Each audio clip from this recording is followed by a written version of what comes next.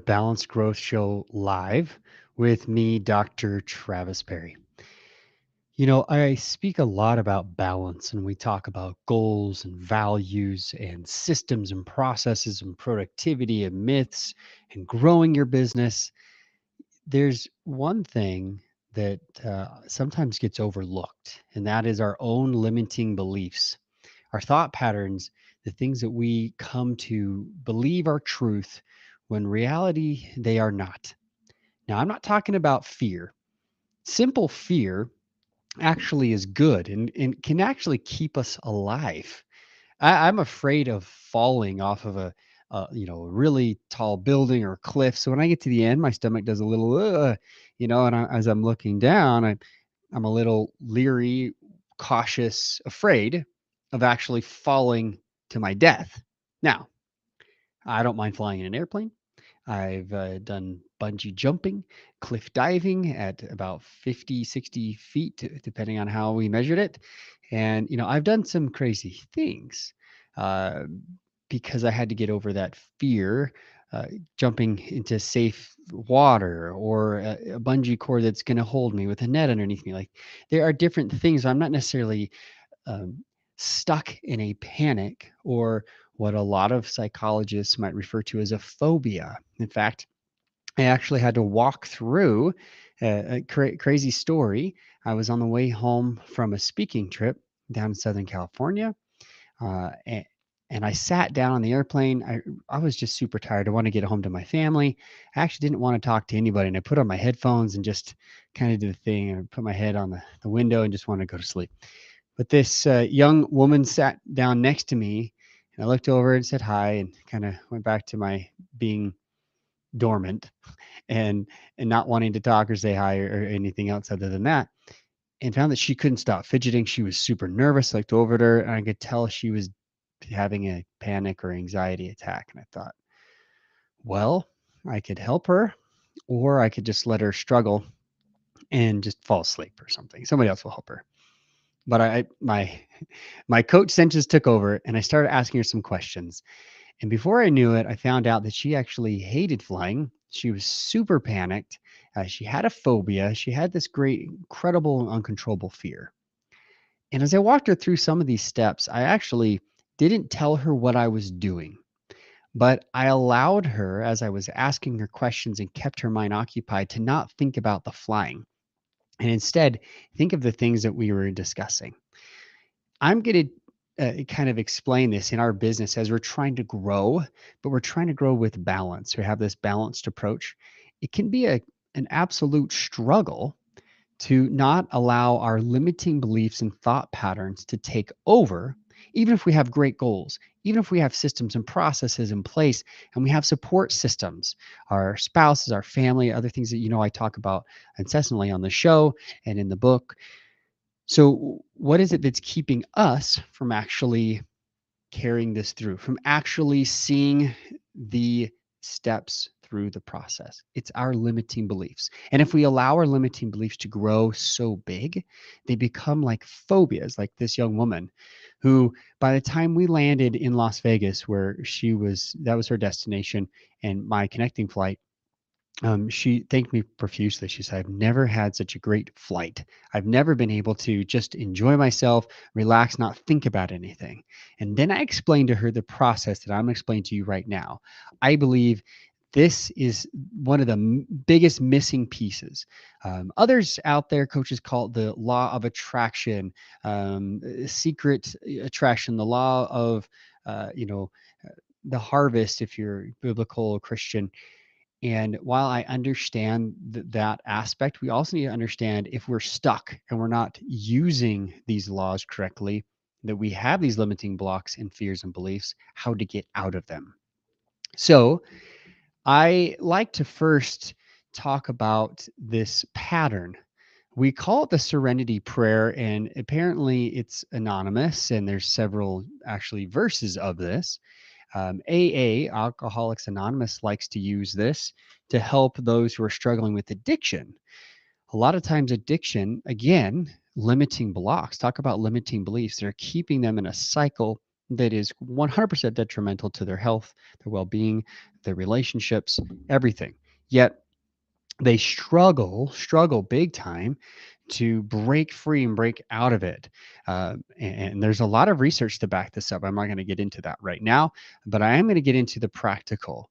What is it that we can use? Well, there is the first verse of the Serenity Prayer that goes like this: God, grant me the serenity to accept the things I cannot change, courage to change the things I can, and wisdom to know the difference.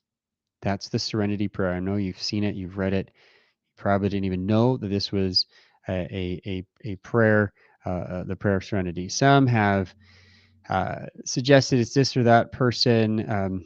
Richard Niebuhr has been the one who has been authored of this. Most recently, the most prevalent I've seen is excuse me, Reinhold Niebuhr has been the one who said is to author the full version of this, which you can find online. Others have tried to put their name on it, but I believe it was him. I spent some time trying to research this, and some have said it's anonymous, but I believe it's Niebuhr. Regardless, God grant me the serenity to accept the things I cannot change. So we need to accept the things I cannot change. Have you ever had anybody say, "Man, I really struggle with this and the other, and this is happening in the world," and da-da. If you cannot change a protest in Chicago, school shooting in Texas, the weather in Florida, welcome to the club. It gives great peace to know I can't change that, and let it go. If there are things you need to change, then summon the inner courage to change. That is one of the keys to living a balanced growth life, is to change those things that you can, because you realize you need to do it. And not just sheer grit and determination, but obviously this is a prayer. So you're relying on God.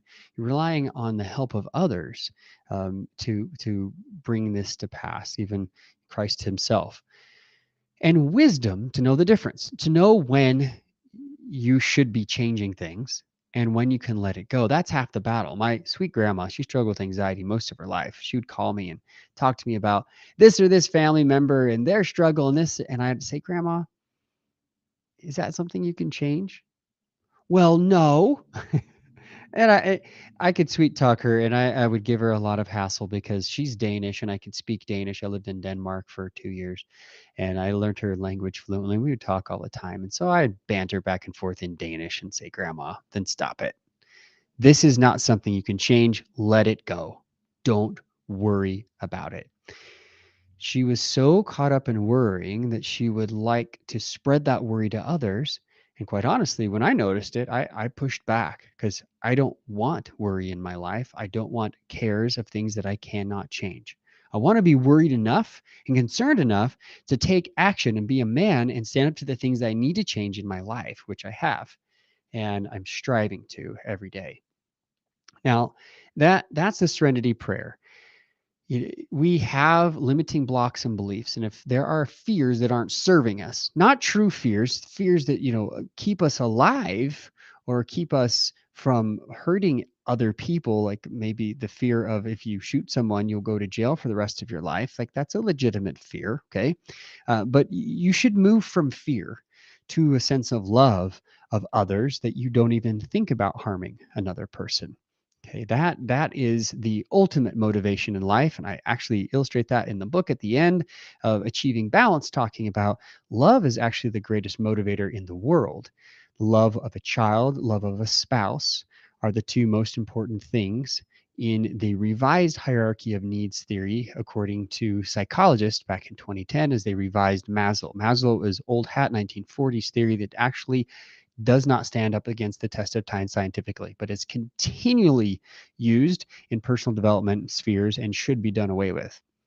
That said, let's focus then. If you struggled with and you've tried to use this pattern, even if you don't believe in prayer, I would recommend that you use it as a pattern in your life. What are things I can't change? What are things I cannot change?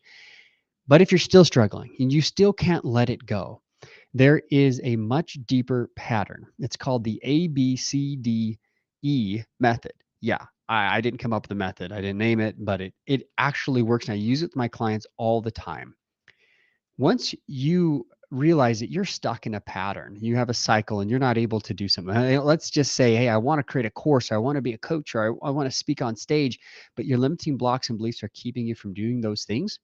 Well, this is one thing that you can do. You can use the ABCDE method, which is first the A. Well, what is the activating belief or the action that's causing the belief? So if you think about it, let's just talk public speaking. It's one of the most feared things in the world. And I love speaking on stage. I I don't know where that might come from. Some people just think, "Oh, you just love hearing your own voice." That's not it at all. I actually despised listening to my own voice for years and years. I now wear headphones so I can connect to the microphone to make sure I can hear my voice. And today I actually had to stop the live stream and restart because I couldn't hear it. I've begun and I've become used to hearing my voice that now is coming through my ears instead of through my jawbone and the vibrations into my eardrum because it's different. And that's why we don't like our voice. But everybody else hears it the way that we hear it once it's recorded. So I've now listened to my voice over and over and over again and realized, okay, that's me. That's how I sound. I'm just going to deal with it. Nothing I can change, right? I'm not Michael Jackson. Sorry, that was low. But the reality is, we can use this ABCDE method by looking at first the A, the activating event. What is causing that? So if somebody reaches out to you and says, Mr. Business Owner, I'd love for you to speak at our conference on your specific topic, the thing that you love the most, you're so good at it, and you're a fantastic person to speak on this. Well, great. But then if that triggers a imposter syndrome of I can't do this. Somebody knows this better, or whatever the limiting belief that comes up. Okay. Let's say I'm not able to deliver a speech good enough for that audience. Okay. That's the belief that comes up. Is that a legitimate fear or is that a limiting belief? How do you decide the difference? Well, the next step is looking at the behaviors. So A, activating event, B, behaviors. What behaviors happen? If somebody is messaging you, wanting you to speak, do you get nervous? Does your hands sweat? Do you start to make excuses? Does this cause stress in your relationships with people at work or at home? As you start to recognize the behaviors that come from that activating event, you can just list them out. Okay, physiologically, mentally, spiritually, relationally, every type of behavior that comes because of thinking about that possibility of speaking on stage, what does that actually do to you? This is just the example. And then C. Well, C is really, what are the consequences of those actions? Okay. What are the consequences of these behaviors? So activity event behavior consequences. C, consequences. What is it that you actually then are stuck with doing? Well, you miss out on a speaking opportunity. You don't get paid maybe a lot more than you would normally get paid doing anything else because it's one of the most lucrative per hour activities I've ever been involved in. Okay. A lot of speakers, even beginning speakers, are getting paid $500 to $7,500 an hour. That's pretty darn good. All right. So think about that. What are the consequences to those actions? D, this is when you're actually deciding on, is this a limiting block or is this a legitimate fear? In this case, in this example, somebody's asking you to speak on stage on the thing that you love and care about the most, your professional sphere of influence that people love and know you for, your specialty. But because of your behaviors, you're nervous, you're upset, you're stressed, you're worried, you're spiritually off, whatever that is, leads you to the consequences of saying no to this activity. Then what is that D decision? Is that a fear? Is that a legitimate fear that's helping you to live your life on purpose? Or is that a limiting block or belief? So you can go through and you have to debunk this. And that's really what D stands for: decision or debunking, whatever best suits you here.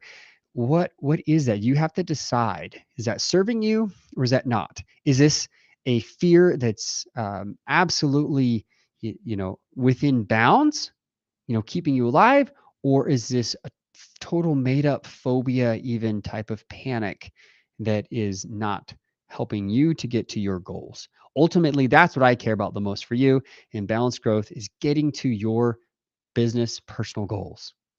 So if it is a limiting block, it's not going to stand this test. It's not going to be, able to be debunked. It's not going to serve you. It's not going to be helping you. It's not going to get you toward your goals. Therefore, it's a limiting block or belief that you're holding. And because you're holding it, anytime you have this activating event, it's going to take you through the cycle until you can clip out of this cycle, until you can snap out of it, until you can replace. And E stands for new and effective outlook. So think of an E as effective outlook. What would be an effective outlook? Well, we could go through the long form, but the short is typically after you realize what the belief is. Okay. What is my belief here? The activating event causes you to believe what? I'm not good enough. I can't speak on stage in front of this audience, right? That's what we're talking about. So if that belief system, again, in the D, if you debunk that and you realize that's not serving me, it's not helping me, then the E, effective outlook, the easy part would say, well, what's the opposite? I am good enough and I can speak in front of this audience because I know what I'm talking about, right? That is the long form ABCDE. You're going to hang on to that effective outlook. And you're going to, every time you have the activating event, somebody asking you to speak because of your specialty and your background, your profession, instead of allowing yourself to have the limiting block and belief that I'm not good enough and I can't speak on stage in front of this audience because I don't know what I'm talking about, and going through all the consequences of that, relationally, stress wise, blah, blah, blah. And instead, you go from activating event, somebody asked me to speak, to I am good enough and I know exactly what I'm talking about to this audience. Over time, what happens in our brain is our synapses, we have connecting from our brain all the way out to the tips of our toes and fingers and all areas of our body. This nervous system sends information, and that information is translated and given to a part of the nerve called the synapse. And the synapse is essentially connected to each other in a long chain, which becomes a nerve. And so as that occurs, as you have a thought that leads to an action, that synapse in between becomes stronger and stronger every time you have the same cause and effect, thought and action. If you change that and change it to a different action once you have that thought, it creates a new road, pathway, synapse. And the nerve actually recreates itself. Therefore, you create your reality. You can, by the power of your thoughts and words, change your life. You can get past your limiting blocks. You can get past your limiting belief systems. I've helped so many people through this process. I've helped people who struggled on an airplane, people who couldn't leave their kids because they had a traumatic event in their past and get on an airplane and fly to Hawaii with their husband. I've helped people who struggle with sexual traumatic experiences. I've helped business owners get past their blocks and belief systems of putting themselves out there, becoming an author, a influencer, a speaker. And I know this can work for you. I would love to know your feedback as you use this ABCDE method, the serenity pattern, to help you get past limiting blocks and beliefs. Love your comments, your thoughts, and I love sharing this with you. This is part of my getting past my beliefs, my blocks, that I'm not good enough. I had imposter syndrome long time ago. And I was looking back through some pictures this morning, even from just a few years ago, realizing, man, the confidence that I have now because I'm able to get past my blocks and my beliefs, it's so much different. And my business is in a place now because of that confidence, not overconfidence and cockiness. I'm humble. I pray every day. I know that God gives me everything that is good, and any challenge comes my way, so I can learn from. But that has literally changed my life. And I know it can for you. And I'm looking forward to hearing your feedback on that. Thank you for listening. And until next time, remember, live life on purpose.